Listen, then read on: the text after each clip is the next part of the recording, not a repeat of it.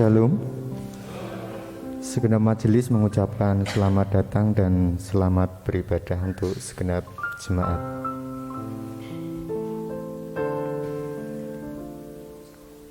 Jemaat yang dikasihi oleh Tuhan Yesus Kristus, marilah kita masuk saat teduh sejenak untuk mengarahkan hati dan pikiran kita kepada Tuhan.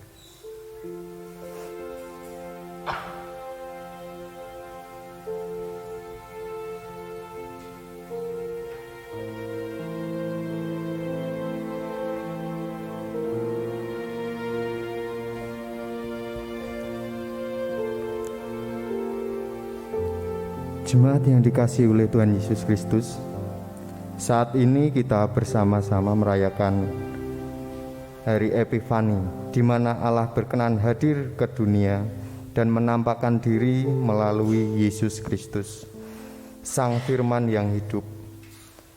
Melalui kehadirannya kita diperkenankan menerima tuntunan ketika menghadapi tantangan dalam kehidupan kita. Mari kita dengan bangkit berdiri, kita memasuki ibadah minggu ini dengan memuji nama Tuhan dari Kidung Jemaat nomor 10 bait yang pertama dan yang kelima. Pujilah Tuhan Sang Raja.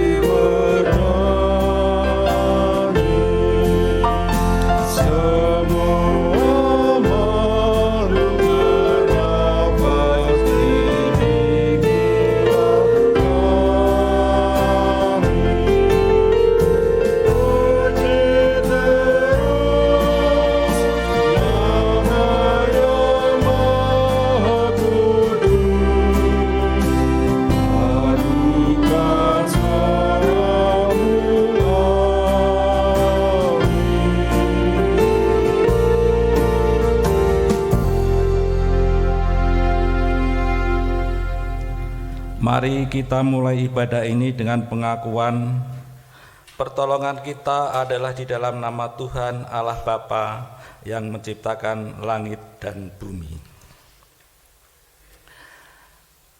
Kasih karunia dan damai sejahtera dari Tuhan Allah Bapa kita dan Tuhan Yesus Kristus menyertai kita sekalian.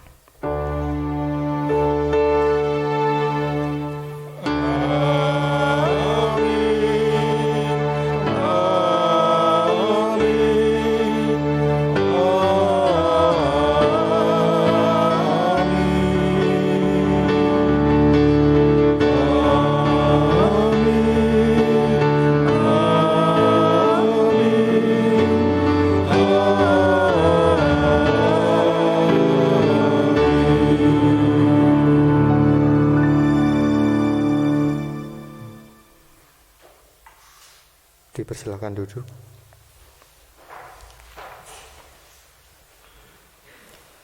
Saudara-saudara, hari ini gereja merayakan peristiwa penampakan Yesus di tengah dunia ini, atau yang lebih dikenal dengan Hari Raya Epifani. Keteladanan dan semangat dari para Majusi Timur yang menghadapi tantangan dengan memilih untuk tetap menempuh perjalanan jauh sehingga mereka dapat menyembah dan berbakti kepada Sang Raja Yesus Kristus.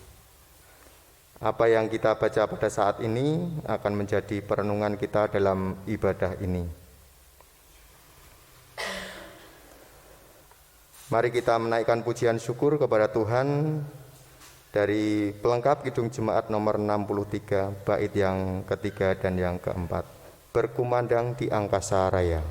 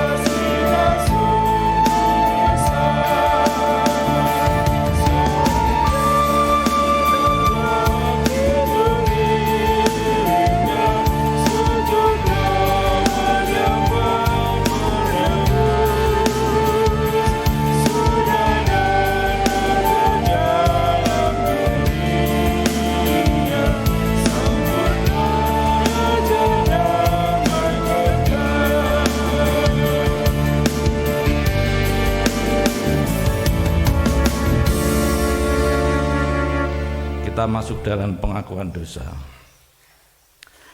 Mari kita bersama-sama masuk saat teduh sejenak untuk meneliti kehidupan kita masing-masing di hadapan Tuhan. Saat teduh kita mulai.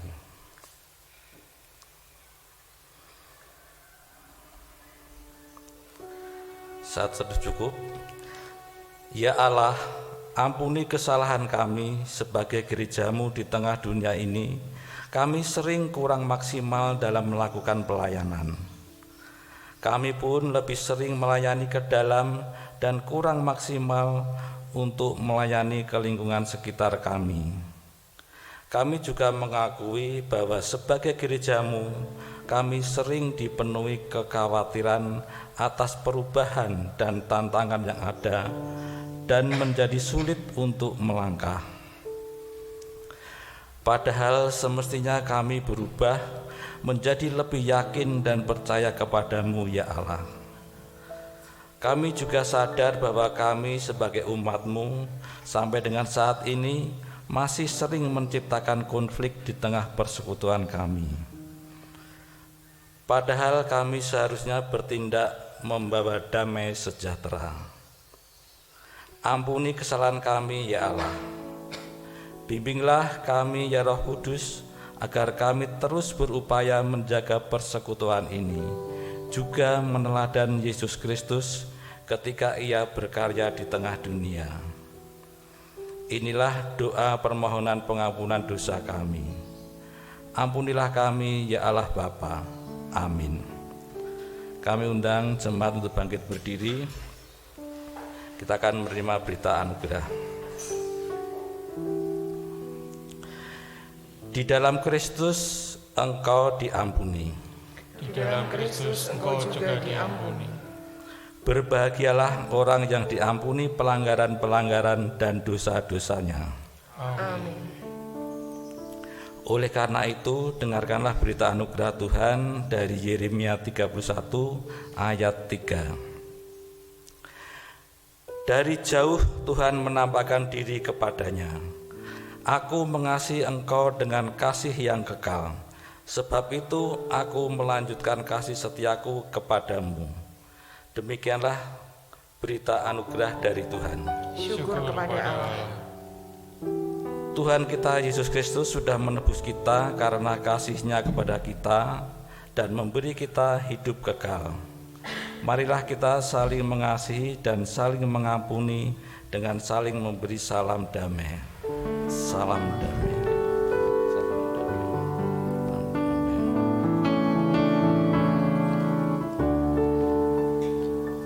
Marilah firman Tuhan tersebut kita sanggupi bersama dengan memuji Tuhan dari NKB 73 bait 1 dan 3. Kasih Tuhanku lembut.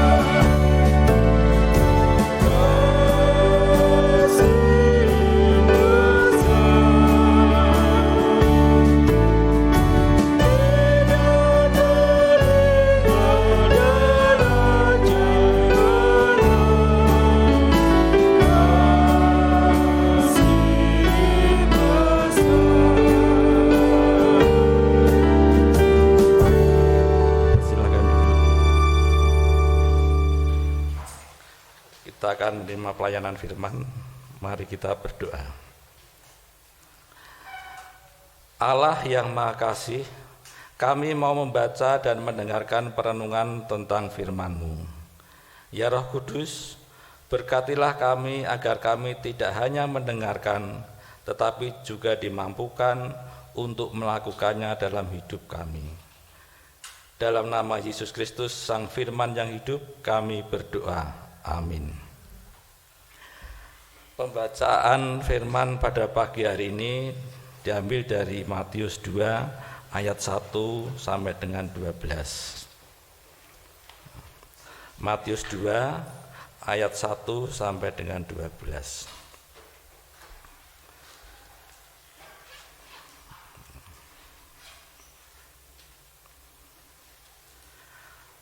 Orang-orang Majus dari timur. Sesudah Yesus dilahirkan di Bethlehem di tanah Yudea pada zaman Raja Herodes, datanglah orang-orang Majus dari timur ke Yerusalem dan bertanya-tanya, "Di manakah dia raja orang Yahudi yang baru dilahirkan itu? Kami telah melihat bintangnya di timur dan kami datang untuk menyembah dia." Ketika Raja Herodes mendengar hal itu, terkejutlah ia beserta seluruh Yerusalem. Maka dikumpulkannya semua imam kepala dan ahli Taurat bangsa Yahudi. Lalu dimintanya keterangan dari mereka di mana Mesias akan dilahirkan. Mereka berkata kepadanya, "Di Bethlehem di tanah Yudea, karena demikianlah ada tertulis dalam kitab Nabi.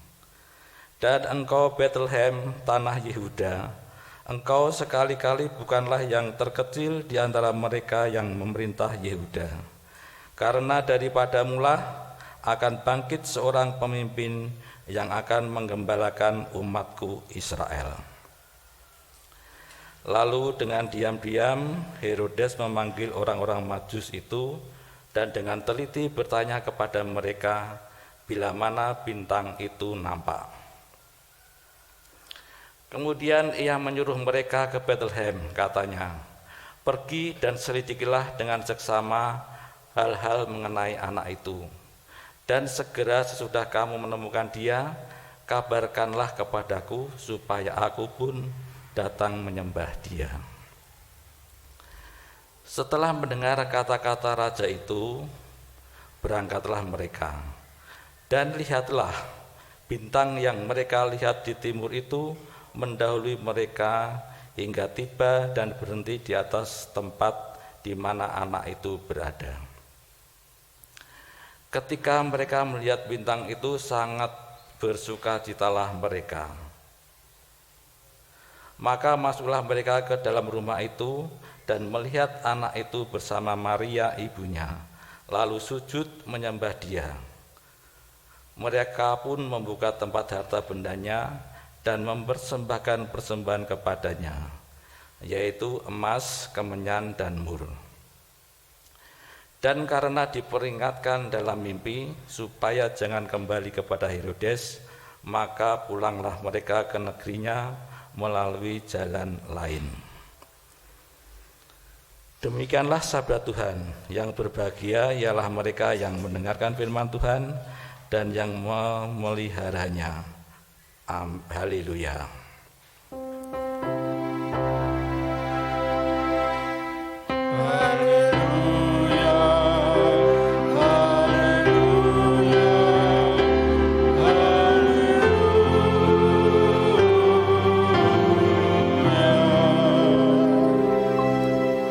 Salam Bapak Ibu kasih Tuhan Yesus Kristus. Sudah tidak terasa kita ternyata sudah 10 hari masuk di tahun yang baru, tahun 2021. Tema ibadah pada pagi hari ini sesuai dengan apa yang disampaikan di sinode, yaitu banyak tantangan, teruslah berkarya. Bapak Ibu yang kasih Tuhan Yesus Kristus, pagi hari ini gereja-gereja memperingati suatu hari yang disebut dengan Epifani. Apa toh Epifani tersebut? Epifani itu menurut berasal dari bahasa Yunani epifania. Maknanya adalah penampakan diri, manifestasi atau perwujud nyataan. Epifani dalam kalender gereja merujuk pada Allah yang mewujudkan diri dalam Yesus Kristus. Dalam perayaan Epifani ini ada 3 momen yang biasanya dirayakan, yaitu pertama adalah momen di mana orang-orang Majus dari timur datang menyembah Yesus, seperti yang bacaan yang kita baca tadi. Kemudian momen yang kedua adalah momen di mana Yesus dibaptis. Sedangkan yang ketiga adalah momen di mana untuk pertama kalinya Tuhan Yesus membuat mukjizat, yaitu merubah air menjadi anggur dalam pernikahan di kota Kana. Bapak Ibu yang dikasihi Tuhan Yesus Kristus, Natal merupakan momen kelahiran Yesus. Sedangkan Epifani adalah momen ketika pribadi Yesus Kristus Sang Raja yang lahir di dunia ini dinampakkan atau diwujud nyatakan. Bukan hanya untuk orang Yahudi, tetapi juga untuk seluruh bangsa di dunia ini. Jadi sangat universal ya. Tuhan Yesus itu bukan hanya untuk orang Yahudi, tapi untuk seluruh bangsa di dunia ini. Atau lebih sederhananya adalah dalam Epifani itu menunjukkan satu simbol kasih, yaitu kasih Allah yang harus dinyatakan dalam kehidupan kita sehari-hari. Kita diharapkan untuk bisa mewujudkan kasih Allah yang sudah kita terima itu di dalam kehidupan kita sehari-hari. Bapak Ibu yang kasih Tuhan Yesus Kristus, untuk mewujudkan kasih Kristus dalam hidup kita sehari-hari itu bukanlah suatu perkara yang mudah, walaupun tentu juga bukanlah suatu perkara yang tidak bisa kita lakukan ya. Dari bacaan yang kita baca tadi, kita belajar bagaimana kita bisa mewujudkan Kristus di dalam kehidupan kita sehari-hari melalui kisah orang Majus yang datang dari timur. Orang Majus itu dikatakan hanya berpedoman kepada bintang. Dengan bintang tersebut orang Majus mencari yakin bahwa Raja orang Yahudi sudah datang, sudah lahir. Dengan pedoman bintang itu orang Majus berusaha untuk datang ke tempat di mana kelahiran raja yang baru lahir tersebut. Tentu ini adalah suatu tantangan yang besar bagi orang Majus tersebut ya. Dikatakan orang Majus itu datang dari timur tadi ya. Tantangan yang pertama adalah tantangan tentang geografis. Dikatakan orang Majus datang dari timur. Timur itu mana? Ya. Menurut penafsir Alkitab, ada yang mengatakan bahwa timur itu adalah Persia atau negeri Iran sekarang ini. Ada yang mengatakan Irak. Ada bahkan yang mengatakan timur itu mungkin juga adalah India dan sebagainya. Ya. Kalau kita cari tahu berapa jaraknya, ya, kemarin saya iseng-iseng tanya Mbah Google gitu ya. Saya ketik jarak Bethlehem dengan Iran. Ya. Ternyata di situ tertulis 2.294 km. Ya. Kalau Semarang Jakarta itu sekitar 400-450 gitu ya. Ini berarti 5 kali jarak Semarang Jakarta itu ya. Sedangkan kalau negeri timur itu adalah Irak, maka jaraknya adalah 992,4 km ya. Yang penting di sini adalah betapa jauhnya asal orang Majus ini dengan kota Bethlehem, di mana raja orang Yahudi itu lahir. Ini tantangan yang pertama adalah dari jauhnya itu.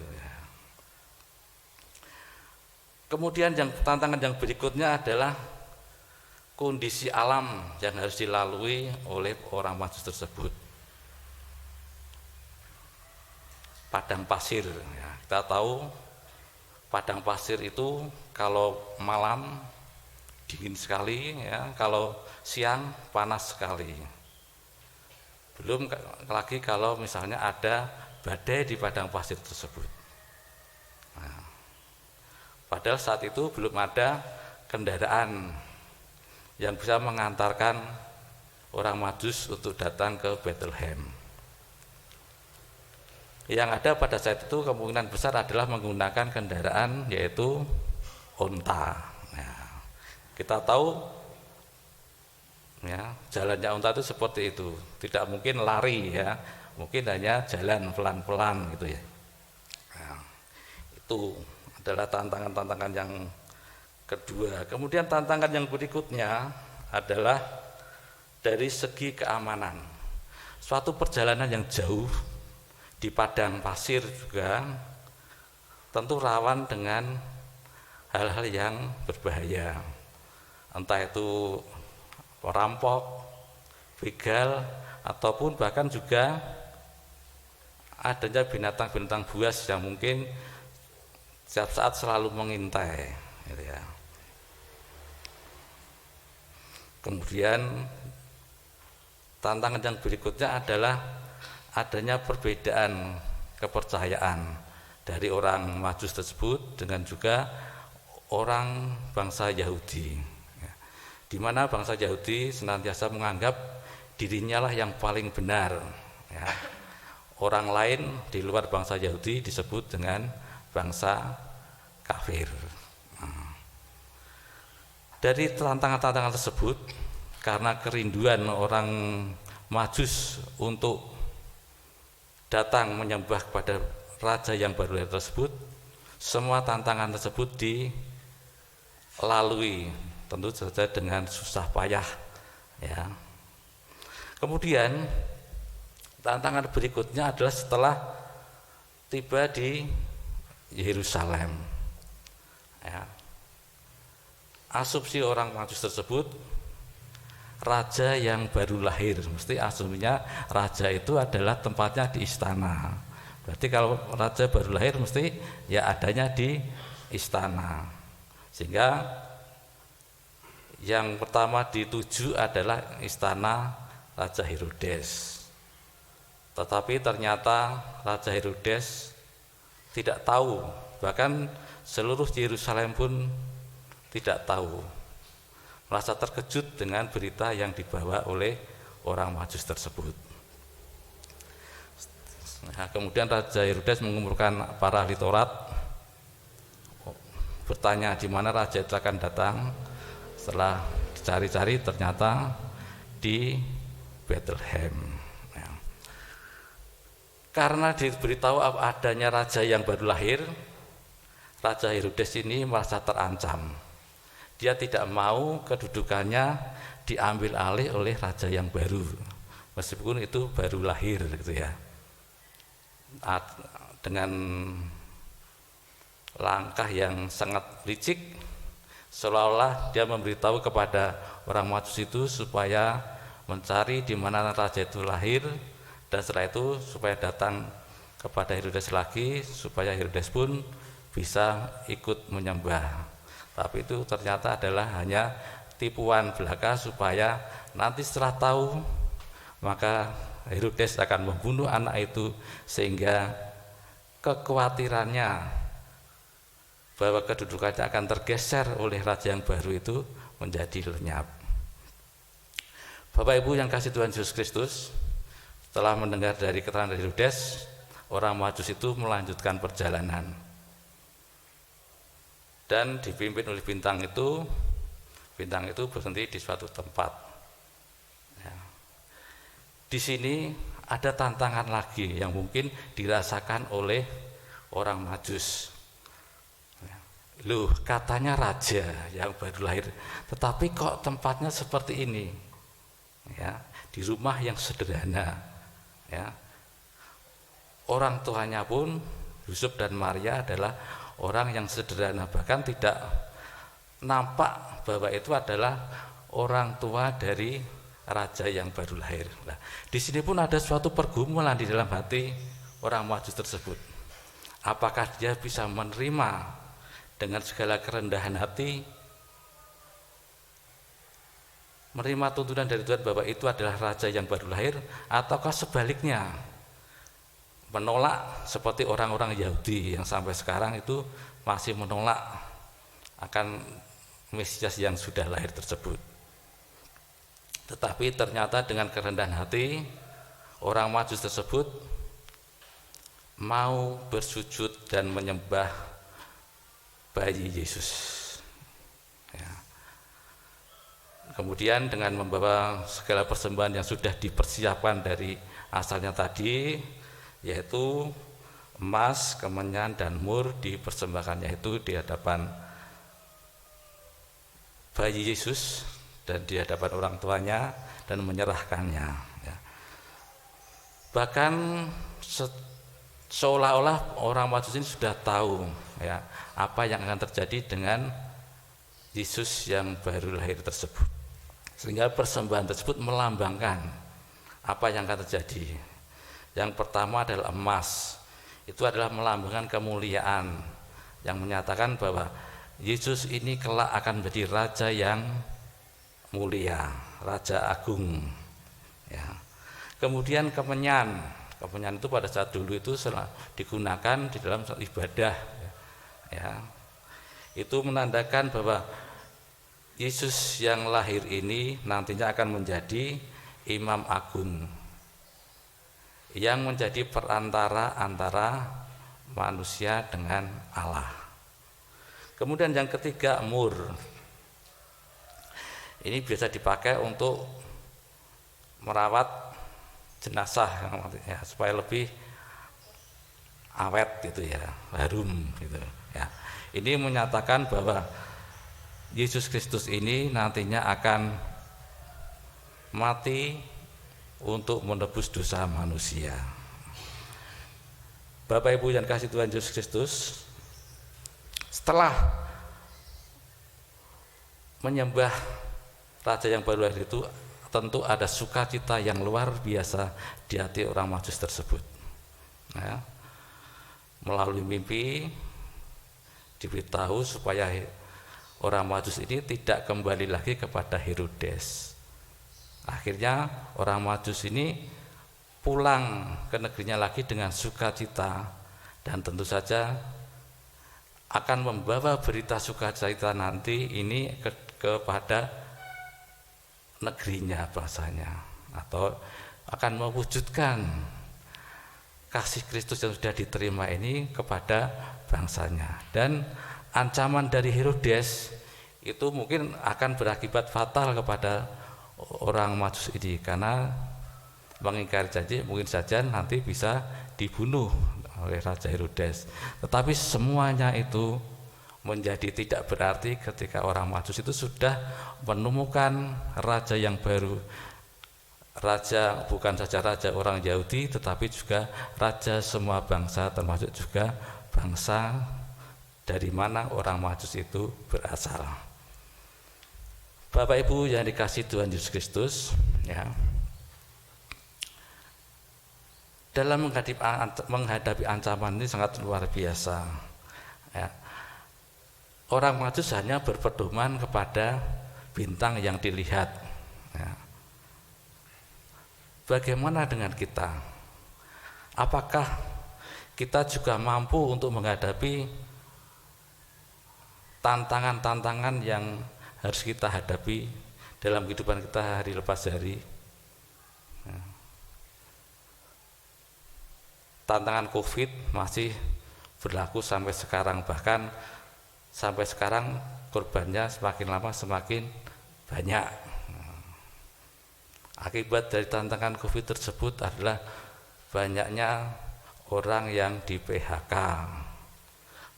kehilangan pekerjaan, ya, sulit untuk mencari makan dan sebagainya. Itulah tantangan-tantangan global, dan ini tidak terjadi di Indonesia saja, tapi hampir di seluruh dunia merasakan tantangan tersebut. Kemudian tantangan yang berikutnya adalah bencana alam. Nah, pada awal-awal Januari ini banyak sekali banjir yang sudah terjadi, tanah longsor dan sebagainya itu. Bahkan kemarin baru saja pesawat yang hilang gitu ya, jatuh.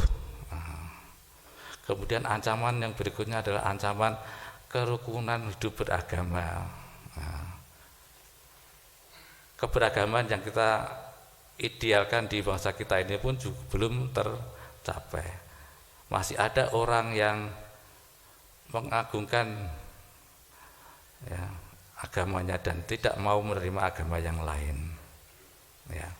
Ancaman atau tantangan yang terjadi di rumah tangga, anak-anak yang harus belajar dari rumah, ya, yang menjadi anak sekolah bukan anak, tapi orang tuanya pun juga ikut belajar, ya, orang tuanya tidak tahu, anaknya juga tidak tahu, ya akhirnya apa? Sama-sama tidak tahu, belajar tentang apa yang juga belum diketahuinya. Nah, ini jadi tantangan juga, ya.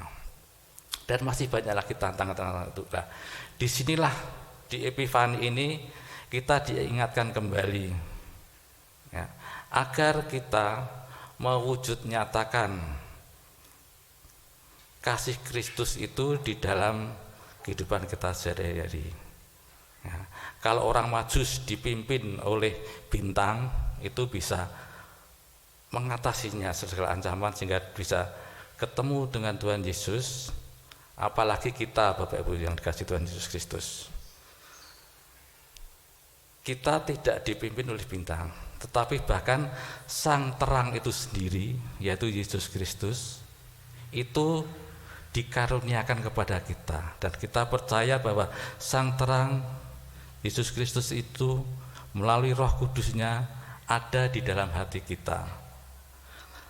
Dengan demikian sudah seharusnya kita lebih dari orang Majus itu di dalam menghadapi setiap tantangan, di dalam menghadapi bagaimana mewujudkan Kristus itu di dalam kehidupan hari lepas hari, di dalam kehidupan sehari-hari kita. Apa yang terjadi di sekitar kita, bahkan sesungguhnya itu adalah momen yang tepat bagi kita untuk mewujudkan Kristus di tengah-tengah kehidupan kita bersama. Banyak orang yang kekurangan, ya, kita bisa berbuat gitu, ya. Beberapa hal sudah dilakukan ketika gereja kita bersama-sama membagikan sembako bagi sekitar kita, ya. Tadi di dalam pengakuan dosa itu juga dikatakan, Tuhan, ternyata sebagai gerejamu saya masih banyak melakukan untuk diri kami sendiri, belum banyak untuk melakukan apa yang bisa kita perbuat bagi orang lain, bagi apa yang ada di sekitar kita.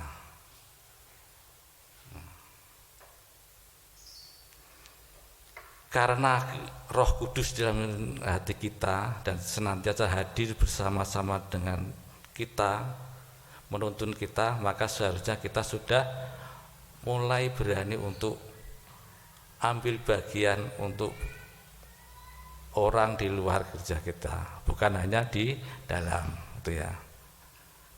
Tentu hal yang baik ini pun kadang-kadang timbul tantangan. Ada yang mengatakan, ini adalah suatu bentuk dari kristenisasi yang baru, dan itu adalah tantangan-tantangan kita yang kita rasakan. Namun kita percaya bahwa dengan kuasa Roh Kudus kita tidak berjalan sendirian. Roh Kudus yang akan menuntun kita untuk menghadapi tantangan, bahkan juga mewujud nyatakan Kristus Yesus di dalam kehidupan kita. Bukan hal yang mudah, tetapi juga tidak hal yang mustahil. Bersama dengan Dia tidak ada yang mustahil. Tentu kita mampu untuk mewujudkan kasih Kristus di dalam kehidupan kita sehari-hari. Meskipun banyak tantangan, ya, teruslah maju. Banyak tantangan, teruslah berkaya. Tuhan Yesus memberkati kita semua. Amin. Kita masuk saat teduh.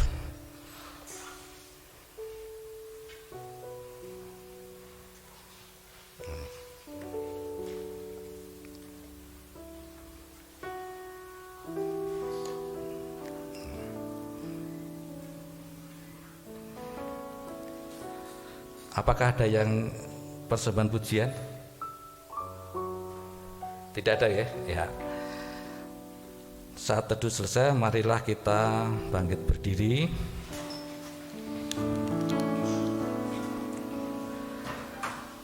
Saudaraku, dengan terus meyakini bahwa Tuhan Yesus telah melakukan karya bagi kemanusiaan di dunia ini, maka dengan tangan kanan di dada, mari kita bersama-sama umat Tuhan di sepanjang abad dan tempat kita menyatakan pengakuan iman menurut pengakuan iman rasuli.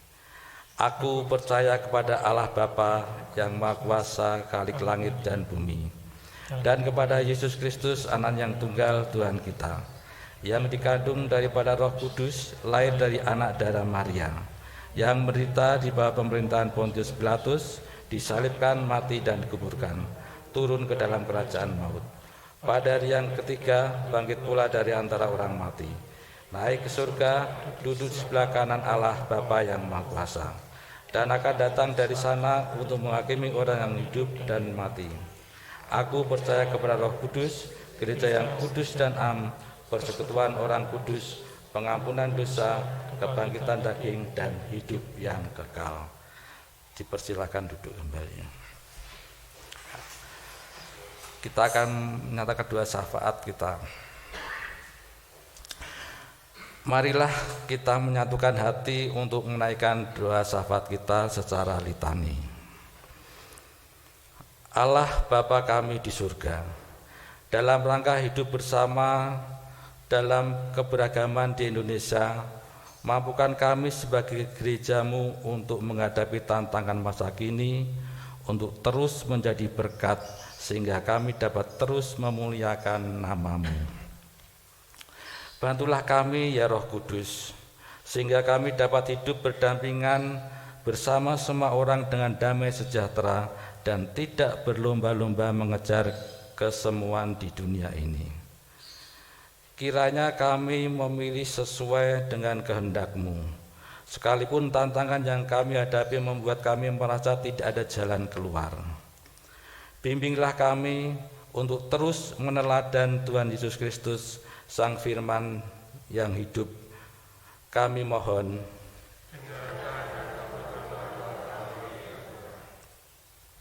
Ya Bapa, di tengah kondisi pada saat ini, dengan segala bentuk perubahan sesuai kebutuhan, kiranya gereja-Mu yang pada saat ini merayakan hari raya penampakan Kristus terus dimampukan hadir dengan penuh kasih dan memancarkan terang-Mu, sehingga banyak orang melihat terang itu.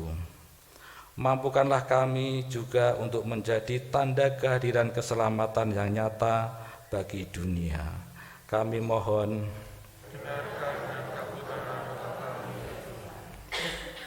Ya Bapa, kami berdoa untuk saudara-saudara kami yang seiman, yang saat ini sedang mengalami pergumulan hidup oleh karena sakit dan usia yang sudah lanjut, persoalan keluarga, persoalan ekonomi, dan persoalan lain akibat dari dampak pandemi COVID-19 ini. Kiranya Sang Roh Kudus memberikan pertolongan, kekuatan, serta penghiburan kepada mereka, sehingga mereka mampu menghadapi pergumulan hidup yang mereka alami. Kami mohon.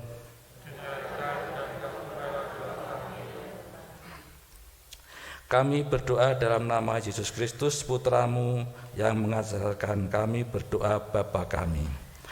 Bapa kami yang di surga, dikuduskanlah nama-Mu, datanglah kerajaan-Mu, jadilah kehendak-Mu di bumi seperti di surga.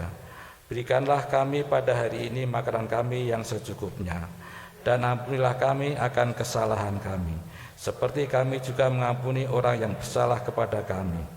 Dan janganlah bawa kami ke dalam pencobaan, tetapi lepaskanlah kami daripada yang jahat.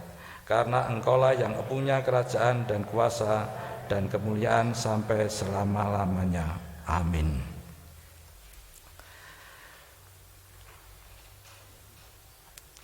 Kita sampai pada pelayanan persembahan. Firman Tuhan dalam Yunus 2 ayat 9. Tetapi aku dengan ucapan syukur akan ku persembahkan korban kepadamu. Apa yang ku nasarkan akan ku bayar. Keselamatan adalah dari Tuhan. Mari kita serahkan persembahan yang telah kita kumpulkan kepada Tuhan, baik itu persembahan mingguan, bulanan maupun persembahan lainnya, diiringi dengan pujian PKJ 146 bait yang pertama. Bawa persembahanmu.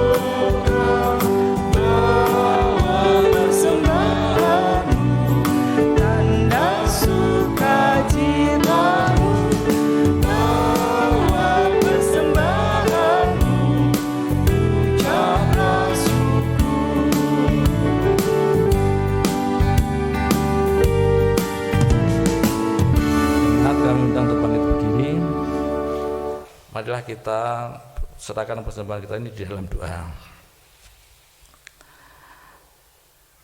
Kami mengucap syukur kepada-Mu Tuhan, karena di tengah-tengah ibadah ini Engkau juga memperkenankan kami untuk mengumpulkan persembahan. Persembahan ini sebagai salah satu wujud ungkapan syukur kami atas berkat-berkat-Mu yang senantiasa melimpah dalam kehidupan kami hari lepas hari. Tuhan, kami juga memohon pengampunan-Mu Tuhan, apabila dalam kami mengumpulkan persembahan ini terselip dosa dan kesalahan kami. Kami mohon berkat-Mu agar persembahan ini bisa kami pakai untuk sarana untuk kemuliaan nama-Mu melalui kegiatan-kegiatan yang dilakukan di GKJ Immanuel Ungaran ini. Tuhan, sebentar lagi kami juga akan undur dari tempat ini, pulang ke rumah kami masing-masing untuk melanjutkan ibadah kami yang sesungguhnya. Tolong kami Tuhan, supaya kami mampu menghadirkan kasih-Mu, mampu menghadirkan Engkau di dalam kehidupan kami hari lepas hari, supaya orang-orang di sekitar kami pun merasakan sukacita, shalom yang dari Tuhan. Terima kasih Tuhan, di dalam nama Tuhan Yesus kami berdoa. Amin.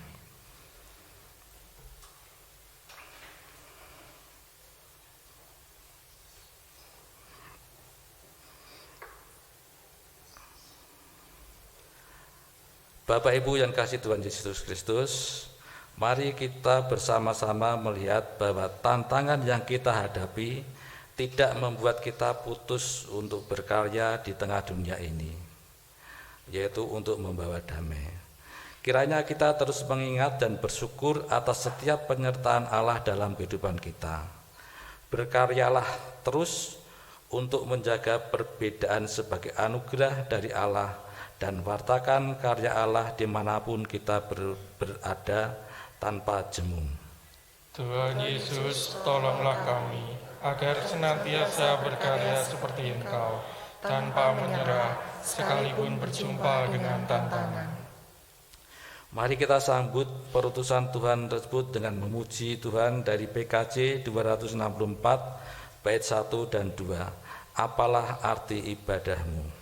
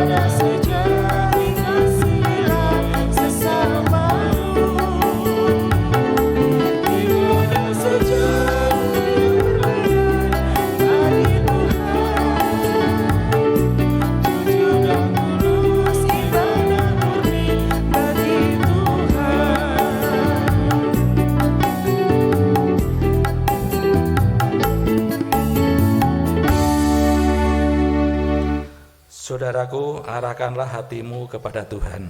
Kami mengarahkan hati kami kepada Tuhan. Jadilah saksi Kristus. Kami siap menjadi saksi. Terpujilah Allah, Bapa, Anak, dan Roh Kudus. Kini dan selamanya. Angkatlah hatimu kepada Tuhan dan terimalah berkat-Nya. Tuhan memberkati kita dan melindungi kita. Tuhan menyinari kita dengan wajah-Nya dan memberi kita kasih karunia. Tuhan menghadapkan wajah-Nya kepada kita dan memberi kita damai sejahtera. Amin.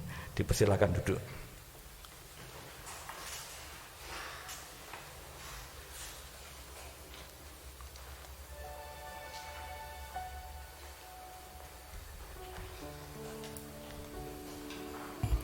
Shalom.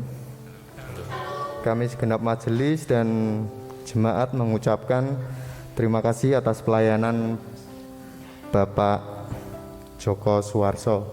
Kiranya Tuhan Yesus memberkati. Jemaat yang dikasihi oleh Tuhan Yesus, izinkan kami dari majelis akan menyampaikan beberapa poin dari Warta Gereja. Yang pertama, pelayanan ibadah, pemberkatan dan peneguhan perkawinan antara saudari Epi Mariati, putri Bapak Ibu almarhum Pariyadi yang bertempat di perumahan Sapen Baru di kelompok Getsemani, dengan saudara Aga Okta Wirana putra Bapak Ibu Edi Siswo Prasetyo dari Slawi, yang akan dilaksanakan pada hari Kamis tanggal 21 Januari 2021 jam 10 di Gereja Mapagan. Bila ada keberatan dari warga, mohon menghubungi majelis. Mohon dukungan doa dari segenap warga jemaat. Yang kedua, pendadaran persiapan perjamuan kudus reguler akan diadakan pada hari Minggu 24 Januari 2021 dalam ibadah tatap muka dan online. Mohon perhatian dari warga jemaat. Dan yang ketiga, sesuai dengan aturan pelaksanaan PSBB se-Jawa Bali yang tertuang dalam instruksi Menteri Dalam Negeri nomor 1 tahun 2021 tentang pemberlakuan pembatasan kegiatan untuk pengendalian penyebaran COVID-19 yang akan dilaksanakan di Semarang Raya pada tanggal 11 sampai 25 Januari 2021. Majelis Gereja GKJ Immanuel menghimbau segenap warga jemaat untuk melaksanakan aturan tersebut dengan tetap melaksanakan 3M, yaitu memakai masker, mencuci tangan, dan menjaga jarak, dan membatasi kegiatan keluar rumah. Dan untuk tempat ibadah dibatasi 50% dari kapasitas gedung. Mohon perhatian dari warga jemaat. Dan untuk kartu persembahan bulanan untuk tahun 2021 sudah tersedia di meja depan. Nanti jemaat bisa mencari sendiri atas namanya. Dan yang berulang tahun 1 minggu ke depan, yang pertama Ibu Galuh Ratrianingsih dari Getsemani, kedua Ibu Yayu Agustriani dari Efrata, yang ketiga Ibu Maria Veronica Kadarsih dari Hermon, yang keempat Ibu Endang Budi Yuhani dari Kanaan. Majelis dan jemaat mengucapkan selamat kepada ibu-ibu yang berulang tahun dan mohon dukungan doa dari segenap jemaat kepada yang berbahagia. Demikian warta gereja Minggu tanggal 10 Januari 2021. Sugeng kondur dan kiranya Tuhan memberkati kita sekalian. Terima kasih. Kami undang jemaat untuk bangkit berdiri. Mari kita akhiri ibadah kita saat ini dengan memuji Tuhan dari NKB 201 bait 1 dan 2. Di jalan hidupku.